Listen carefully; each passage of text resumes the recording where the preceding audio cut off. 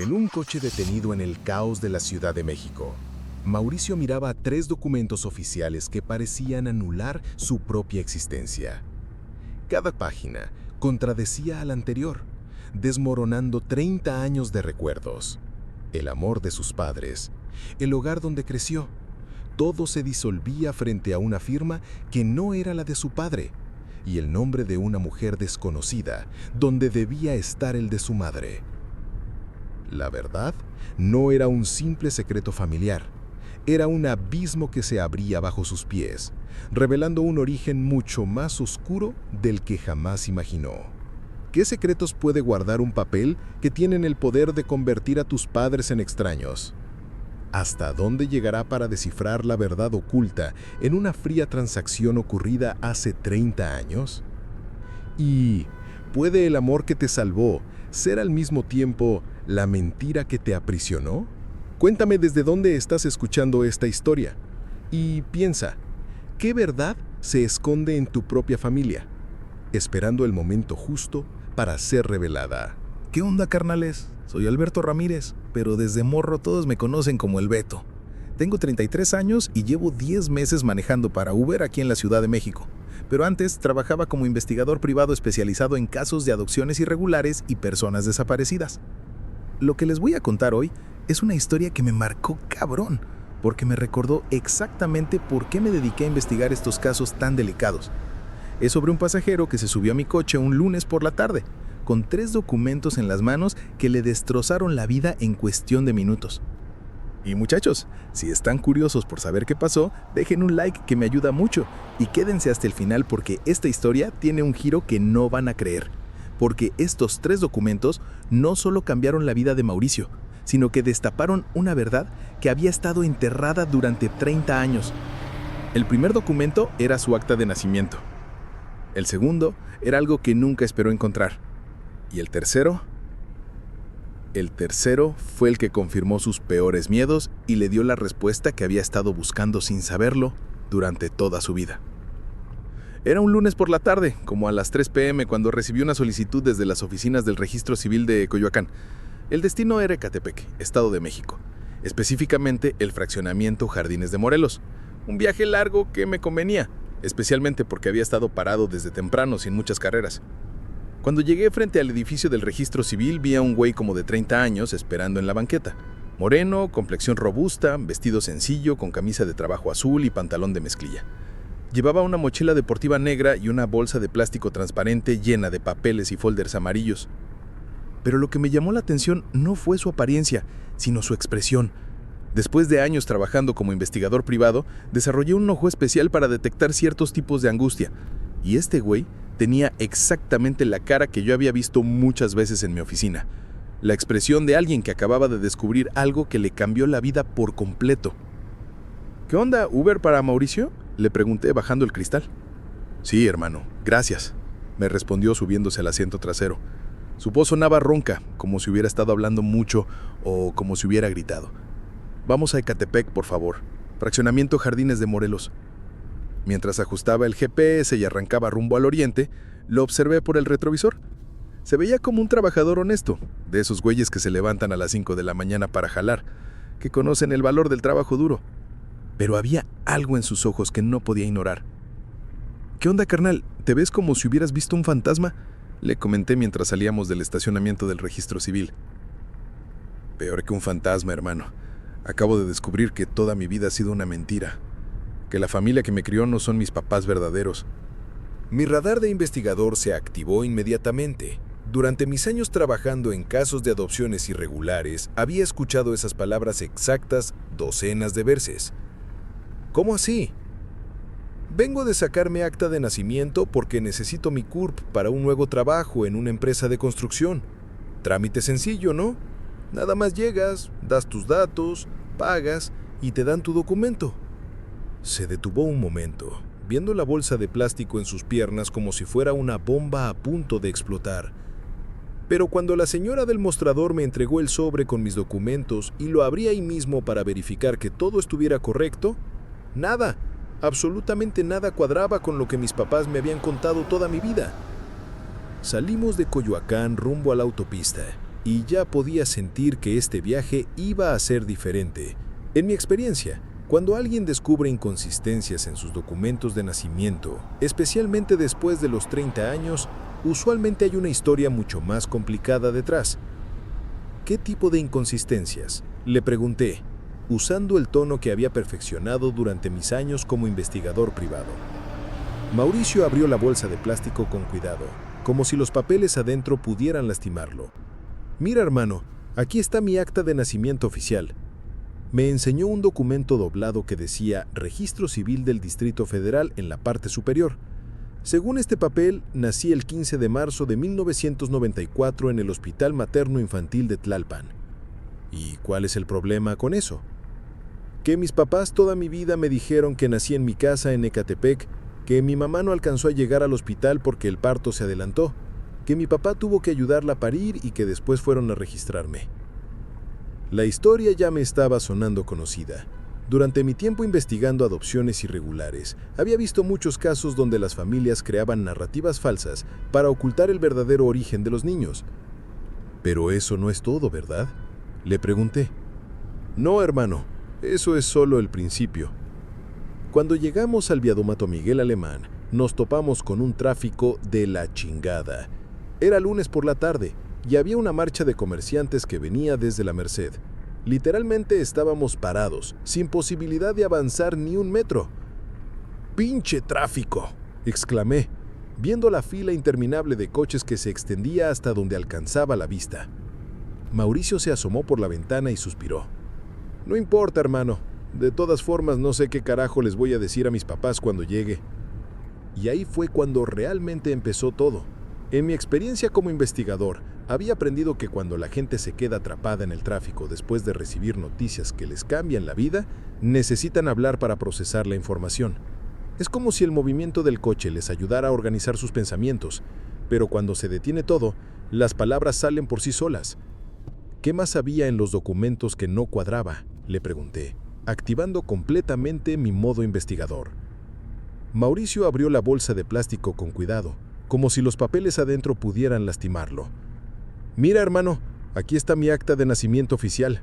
Según este papel, nací el 15 de marzo de 1994 en el Hospital Materno Infantil de Tlalpan. ¿Y qué nombres tenía tu mamá y tu papá según esa acta? ¿Y cómo se llaman tus papás? Carmen Hernández y Manuel Hernández. Completamente diferentes, hermano. No solo los apellidos, sino los nombres también. Se me empezó a helar la sangre. Durante mis años investigando casos de adopciones irregulares en los años 90, había visto exactamente este tipo de inconsistencias. ¿Cuántos años tienes exactamente? 30. Nací en 1994. Órale, eso fue en plena crisis económica. Hubo muchos casos muy raros en esos años, especialmente con adopciones y documentos falsos. Mauricio me miró por el retrovisor con una expresión que yo conocía muy bien. La mirada de alguien que está empezando a entender que su historia personal es mucho más complicada de lo que pensaba. Pero hermano, eso no es todo. Cuando le pregunté a la señora del registro civil sobre estas inconsistencias, me dijo algo que me puso los pelos de punta. ¿Qué te dijo? Me dijo que revisara muy bien todos los documentos que me había dado, que a veces había más papeles de los que la gente esperaba. El tráfico siguió sin moverse. A nuestro alrededor, otros conductores empezaban a tocar el claxon con desesperación, pero nosotros estábamos completamente absortos en esta conversación. Mauricio sacó un segundo documento de la bolsa. Este es el segundo papel que me dio. Me enseñó un documento que decía Acta de Adopción, en letras grandes en la parte superior. ¿Adopción?, le pregunté, aunque por mi experiencia ya sabía que probablemente había más. Eso mismo pensé yo. Dije, bueno, mis papás me adoptaron, pero nunca me lo dijeron. Doloroso, pero no es el fin del mundo, ¿no? Pero cuando leí todo el documento completo, encontré una sección que nunca había visto en mi vida. Mauricio me señaló una parte del documento que decía Transacción económica declarada, 15,000 pesos mexicanos. Mediador, licenciado Roberto Salinas, notario público número 47. Fecha de transacción, 18 de marzo de 1994. ¡No manches! ¿Transacción económica? Exactamente lo que pensé. Regresé al mostrador y le pregunté a la señora qué significaba eso. Primero me dijo que no podía explicarme, que consultara con un abogado. ¿Pero te explicó? Después de insistir mucho, se acercó y me habló en voz bajita. Me dijo que en los años 90, especialmente durante la crisis económica, había una red que vendía bebés que muchas veces falsificaban las adopciones como ventas legales ante notario para que no se viera tan ilegal. Y díganme, comenten, si han pasado por una situación parecida o si conocen a alguien que haya vivido algo así, porque lo que viene ahora los va a impactar. Se me puso la piel chinita.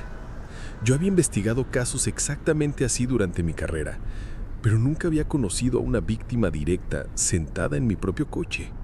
O sea que empecé a decir, pero no podía terminar la frase. O sea que mis papás me compraron por 15,000 pesos cuando tenía 3 días de nacido. Y en algún lugar de esta ciudad hay una mujer que me vendió, o que se lo quitaron para venderme. La realidad de lo que me estaba contando era brutal. Mauricio no solo había descubierto que era adoptado, sino que había sido víctima de tráfico de bebés. ¿Y el tercer documento? Mauricio respiró profundo antes de sacar el último papel. Este es el que confirmó mis peores miedos. Me enseñó un documento que parecía una especie de recibo o comprobante. Es una copia de la denuncia que presentó Rosa Elena Mendoza en la Procuraduría General de Justicia del Distrito Federal el 20 de marzo de 1994. ¿Una denuncia? Una denuncia por robo de menor. Hermano, mi mamá biológica denunció que me habían robado del hospital cuando tenía 3 días de nacido. El silencio en el coche fue absoluto. Ni siquiera el ruido del tráfico parecía existir. ¿Qué decía la denuncia? Que Rosalena Mendoza había dado a luz a un bebé el 15 de marzo de 1994 en el Hospital Materno Infantil de Tlalpan. Que el 18 de marzo, cuando fue a alimentarme, las enfermeras le dijeron que el bebé había muerto durante la noche, pero que ella no se creyó la historia y exigió ver el cuerpo. Y que cuando amenazó con hacer escándalo y traer a sus hermanos, las enfermeras le confesaron que el bebé había sido vendido a una familia que no podía tener hijos, que era común en el hospital, que así ayudaban a familias que lo necesitaban. ¡No puede ser! Hermano, aquí está la dirección donde supuestamente vivía mi mamá biológica en 1994. Rosa Elena Mendoza, 32 años, calle Magnolia 147, Colonia San Andrés, Coyoacán. Y aquí está el nombre completo del intermediario que hizo la venta. Roberto Salinas Mendoza, notario público. Mauricio tenía los 3 documentos extendidos en sus piernas como si fueran las piezas de un rompecabezas que finalmente estaba completando. ¿Y ya investigaste si todavía vive ahí? Eso es exactamente lo que voy a hacer cuando llegue a mi casa. Voy a buscar a esta mujer para preguntarle si me vendió voluntariamente o si me robaron de ella como dice la denuncia. En ese momento, como si el universo hubiera estado esperando el momento perfecto para crear más drama, le sonó el celular a Mauricio. En la pantalla se veía claramente, mamá con un corazón rojo. Mauricio miró la pantalla durante varios segundos, luego me miró por el retrovisor y finalmente contestó, «Bueno, mamá». «Hijo, ¿cómo te fue en el registro civil? ¿Ya tienes tu CUR para el trabajo nuevo?». La voz de la señora Carmen se escuchaba alegre, despreocupada. Era la voz de una mamá normal preguntándole a su hijo sobre un trámite rutinario. No tenía ni idea de la bomba que estaba a punto de explotar. Mauricio se quedó completamente callado, viendo los 3 documentos en sus manos. Yo podía ver por el retrovisor cómo luchaba internamente entre proteger a su mamá y confrontarla con la verdad. «Mijo, ¿estás ahí?». «Sí, mamá, estoy aquí». «¿Qué pasó? Te escucho raro». «Mamá, necesito preguntarte algo muy importante. Y necesito que me digas la verdad». «Claro, mijo, dime qué pasa». «Mamá, ¿tú me pariste?». El silencio que siguió fue horrible. Yo sentía la tensión a través del altavoz del teléfono. Era el tipo de silencio que solo existe cuando alguien sabe que ya no puede seguir mintiendo. «¿Por qué me preguntas eso, mijo?». La voz de Carmen había cambiado completamente. Ya no sonaba alegre, sonaba nerviosa, asustada. «Porque tengo aquí mi acta de nacimiento, mamá, y dice que nací en el Hospital Materno Infantil de Tlalpan, no en la casa como ustedes me dijeron siempre». Mijo. Y también tengo aquí un acta de adopción, mamá, que dice que me compraron por 15,000 pesos cuando tenía 3 días de nacido. El silencio fue aún más largo esta vez. Yo podía escuchar la respiración pesada de Carmen a través del teléfono. Mauricio, mijo, ven a la casa. Necesitamos hablar. Mamá, ¿me compraron? Ven a la casa, por favor. Tu papá y yo te vamos a explicar todo. Mamá, contéstame. ¿Me compraron sí o no? La voz de Carmen se quebró completamente. Mijo, sí, pero no es lo que tú piensas. Nosotros, ¿cuánto pagaron? Mauricio, por favor, ¿cuánto pagaron por mí? 15,000 pesos. Pero, mijo, nosotros no sabíamos que... Mauricio colgó el teléfono. Se puso a llorar como un niño pequeño, con sollozos que le salían desde el fondo del pecho. Los 3 documentos se le cayeron al piso del coche.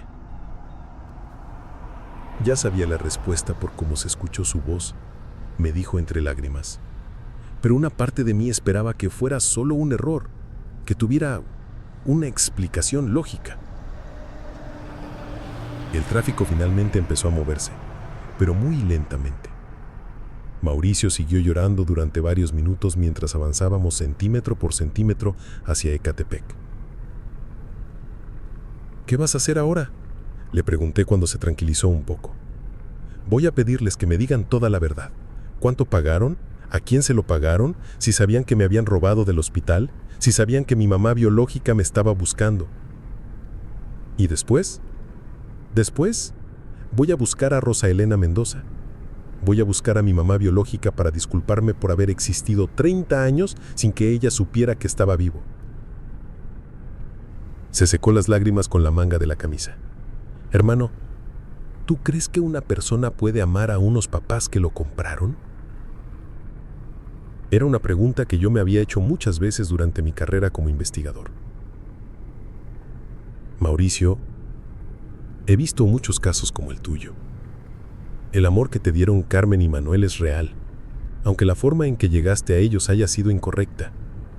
Pero también mereces saber toda la verdad sobre tu origen. ¿Y si mi mamá biológica no me vendió? ¿Y si realmente me robaron de ella, como dice la denuncia?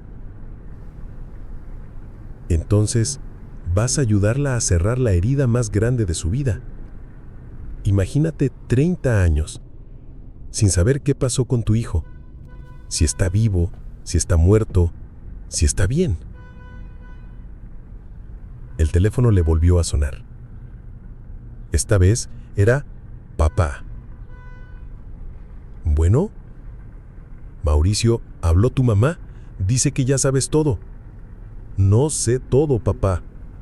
Sé que me compraron, pero necesito saber el resto. Ven a la casa, mijo. Te vamos a explicar todo desde el principio.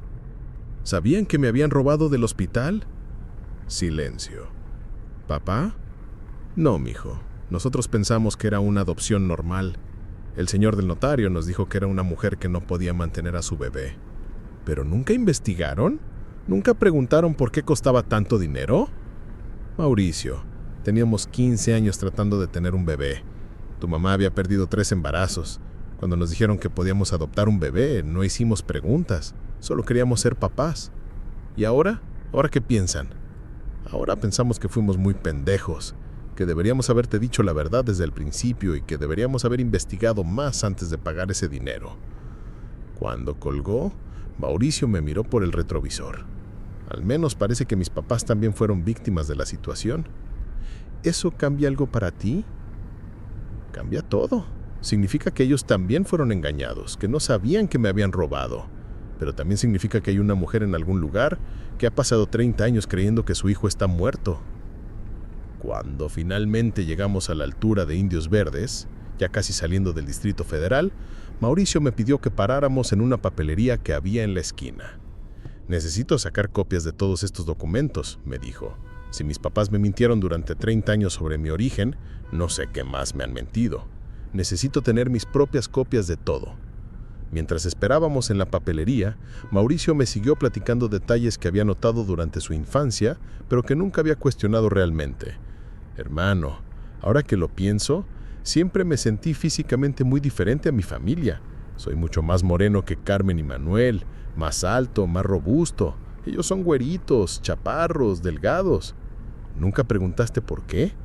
Claro que pregunté, pero me decían que había salido a un tío lejano de Oaxaca, que la genética era muy rara, que a veces los niños no se parecían a sus papás. ¿Y les creíste?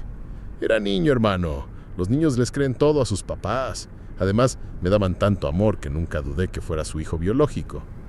Durante el resto del viaje, hasta el fraccionamiento Jardines de Morelos, Mauricio me contó más detalles sobre su infancia que ahora, con la información nueva, empezaban a tener otro significado. Nunca tuve hermanos y siempre me dijeron que era porque mi mamá había tenido complicaciones en el parto conmigo. Ahora entiendo que era porque nunca había tenido un parto real. ¿Algo más? Nunca había fotos de Carmen embarazada. Cuando preguntaba me decían que en esos años no tenían cámara, que eran muy pobres para comprar rollos fotográficos. ¿Y tampoco dudaste de eso? No, hermano. Crecí en los años 90 y 2000, cuando realmente muchas familias pobres no tenían cámaras. Me parecía normal. Cuando llegamos al fraccionamiento, Mauricio me dio la dirección exacta. Calle Jacarandas 23. Una casa pequeña de interés social pintada de azul cielo, con una reja blanca. Pero cuando estacioné frente a la casa, Mauricio no se bajaba del coche. Se quedó sentado en el asiento trasero, viendo los documentos una vez más. Beto me dijo, antes de bajarme, quiero preguntarte algo desde tu experiencia como investigador. Dime, ¿tú crees que Rosa Elena Mendoza todavía vive? ¿Crees que todavía me esté buscando después de 30 años? Hermano, en mi experiencia, las madres nunca dejan de buscar a sus hijos, especialmente cuando saben que se los robaron. ¿Y crees que me va a querer conocer? ¿O va a estar muy enojada conmigo por haber existido todos estos años sin buscarla?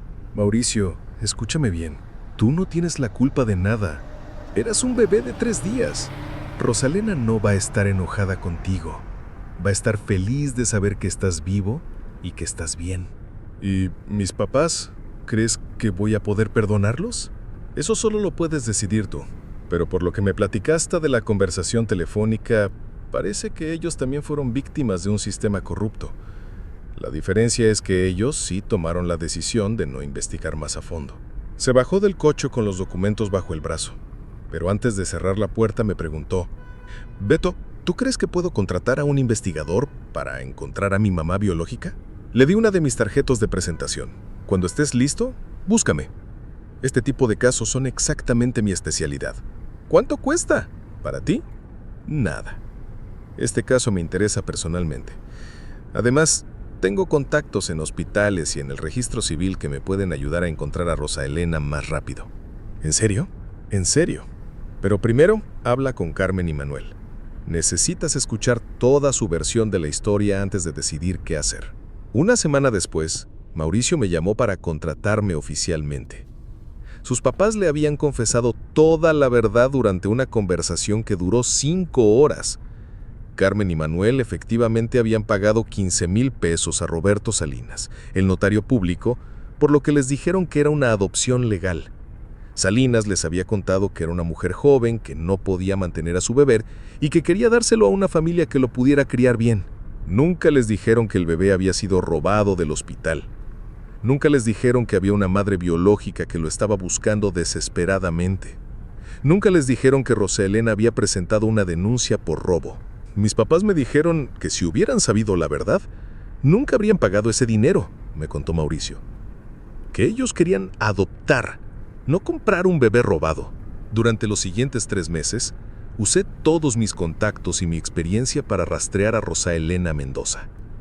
No fue fácil porque en 30 años se había casado, había cambiado de apellido y se había mudado varias veces. Pero finalmente la encontré. Vivía en Iztapalapa, tenía 62 años, trabajaba como empleada doméstica y efectivamente había pasado 30 años buscando a su hijo robado. Cuando le expliqué por teléfono que había encontrado a su hijo, se puso a llorar de una manera que nunca voy a olvidar. ¿Está vivo? ¿Está bien? ¿Dónde está? Me preguntaba entre sollozos. El reencuentro se hizo en mi oficina, con un psicólogo presente para ayudar a manejar las emociones. Fue lo más hermoso y lo más triste que he visto en mi carrera. Rosa Elena abrazó a Mauricio durante 20 minutos sin soltarlo, diciéndole mijo, mijo, mijo una y otra vez. Mauricio también lloraba, pero más que nada estaba sorprendido por el parecido físico. Tenía exactamente los mismos ojos, la misma sonrisa, las mismas manos que su mamá biológica. Nunca dejé de buscarte, le dijo Rosa Elena. Nunca dejé de creer que estabas vivo. Fui a la policía, fui a la procuraduría, fui a periódicos, pero nadie me hacía caso. ¿Por qué no te hicieron caso? Porque era una mujer pobre, soltera, sin educación. Me decían que seguramente había vendido a mi bebé y que ahora me estaba arrepintiendo. Mauricio le contó sobre Carmen y Manuel, sobre cómo lo habían criado, sobre la educación que le habían dado, sobre el amor que le habían demostrado durante 30 años. ¿Los odias?, le preguntó Rosa Elena. No, mamá, ellos también fueron engañados, pero ahora quiero conocerte a ti, quiero saber quién soy realmente. El caso terminó de la mejor manera posible. Mauricio ganó una mamá biológica que nunca dejó de amarlo. Carmen y Manuel entendieron que habían sido víctimas de una red criminal y no cómplices conscientes, y Rosa Elena finalmente pudo abrazar al hijo que había llorado durante 30 años. ¿Y ustedes, cuál fue la experiencia más impactante que tuvieron en un Uber o hablando con un extraño? Cuéntenme en los comentarios, que leo todos. Si llegaron hasta aquí, son los verdaderos seguidores de este canal. Dejen un like, suscríbanse, activen la campanita y compartan esta historia con alguien que necesite escucharla. Esa historia me recordó por qué me dedico a encontrar personas desaparecidas. Detrás de cada adopción irregular, detrás de cada documento falsificado, detrás de cada transacción económica de 15,000 pesos, hay familias rotas esperando respuestas y amor que nunca se perdió. Desde entonces, cada vez que alguien se sube a mi coche con dudas sobre su origen, con documentos raros, con historias que no cuadran, les digo lo mismo que le dije a Mauricio. La verdad puede doler, pero es la única forma de sanar heridas que llevamos desde el nacimiento. Y tú que estás viendo esto, si tienes dudas sobre tu origen, si algo no cuadra en tu historia familiar, si tienes documentos que no entiendes, búscame, porque todos merecemos saber quiénes somos realmente, de dónde venimos y por qué estamos aquí. Hasta la próxima, carnales. Soy el Beto y esto fue otro relato de un Uber que espero que nunca olviden.